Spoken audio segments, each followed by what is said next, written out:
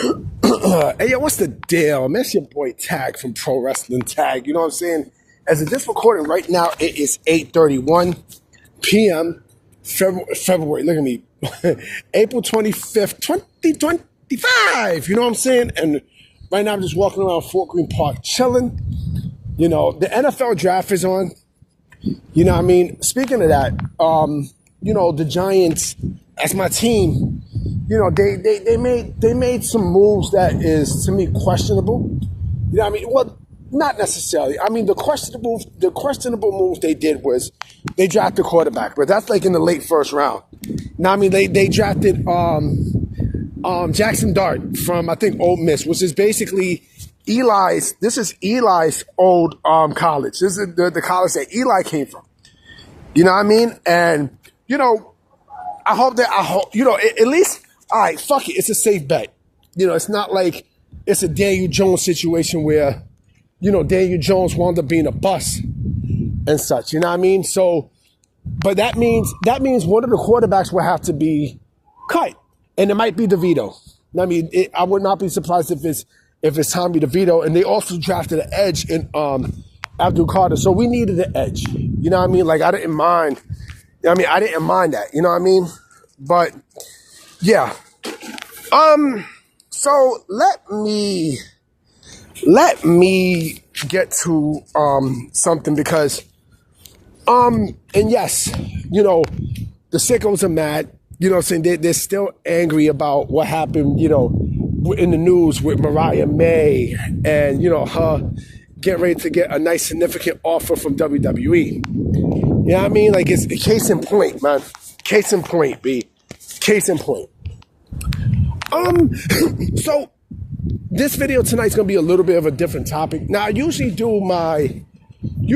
do the wrestlers that were ahead of their time, but I'm gonna spin this a little bit differently today. I'm not gonna do a wrestlers who is ahead of their time thing. What I will do tonight for this video is,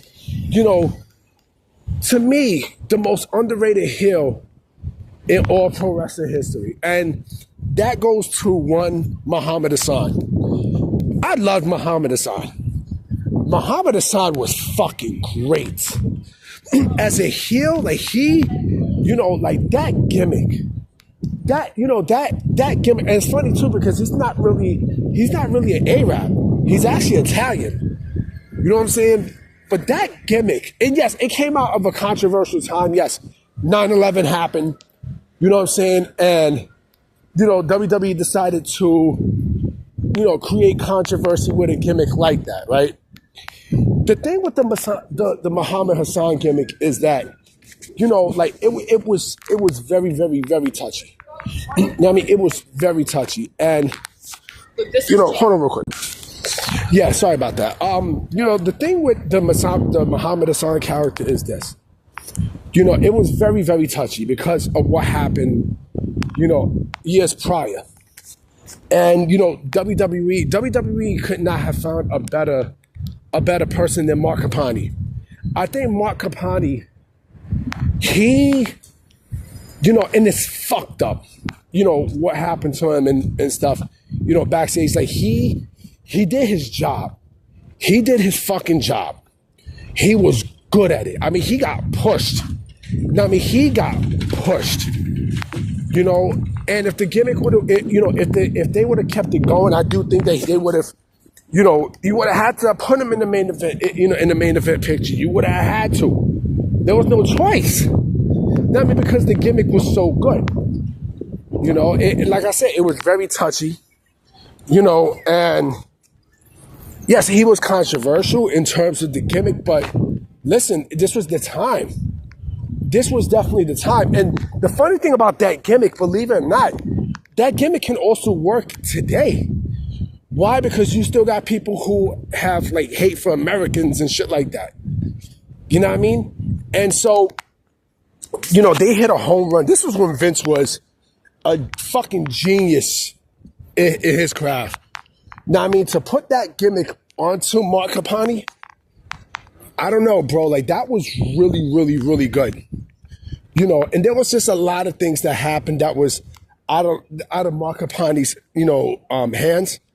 You know, because remember, also at that time, you know, they had to get rid of the character because of the London bombings. And mind you, also in that tape show, WWE didn't know this. You know, when they had the four masked men attack the Undertaker and such, and they look like terrorists, right?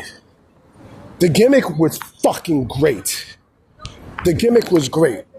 What I think Mark Capani should have done was, I think he should have continued, right? And he should have went to TNA. I think, you know, bringing that gimmick over to TNA in some form would have been fucking great, because he was that great of a heel. To me, he's the most underrated heel in pro wrestling because of the sensitivity of that gimmick. You know what I'm saying? And I hated, you know, what they did to him backstage, especially with fucking JBL. That shit ticked me off because they had money there. They had money. This motherfucker was working with the Undertaker. That, you know, the last thing that he did that you know, that got the gimmick canceled was with the fucking Undertaker, with the terrorists and such, right? That right there was, you know, again, that was money. You know, he was working with top guys. I think he was working with Steve Austin. You know, he was working with a lot of people, right? And like I said, I felt like Mark Capani got the raw end of the stick. You know, and yes, you had Daivari, who also was, you know, was part of, you know, that act. You know, the vignette was perfect. Now, I mean, everything from the beginning all the way to thing, you know, it was controversial, but it was fucking great. It was fucking great. I seen mad people here. I mean, mind you, I'm on decal, right? And they got all the white people, right, you know, out in outdoor dining and shit, you know what I'm saying? Like, I'm right here on DeKalb, you know, around the corner from Fort Greene Park. I'm on the white side. You know what I mean? I'm on the white side. I'm on the white side. I'm on the white side. I'm on DeKalb in South Elliott. But yeah, that gimmick was fucking great. You know what I mean? That gimmick was, you know, it was perfect for its time. You know, and, you know, they released him because he did his job well. That's bullshit. You know what I mean? But it wasn't his fault. Like, that's another thing too. He, you know, he got fired for something that he didn't fucking do. For something that he didn't do. So they had to write off the character. And because I think UPN was complaining. I mean, UPN was complaining and they had to do something. So they had no choice but to get rid of the gimmick. You know what I mean? They had to write the gimmick off and such. But listen, you know, Mark Capani, you know, I think he wanted to going back to teaching and stuff. But like I said, he was great from the vignette. And I'm going to put the vignette in the description. He was fucking great. You know what I mean? Like, you're probably never going to see a heel in wrestling of that magnitude ever the fuck again. That's how perfect it was. You know, during the time and shit like that. You know, and it's just messed up. It's messed up how they had to conclude the gimmick and stuff. It was fucked up. And then, like I said, the bullshit they did to him backstage. I think JBL did some bullshit. Like, come on, man. Like, they basically fucked up money. They fucked up money. They fucked up money. You know what I mean? But I'm about to be out, guys. You know what I'm saying? I definitely will be coming with another video tomorrow for sure. So I'm going to holler at y'all. Peace.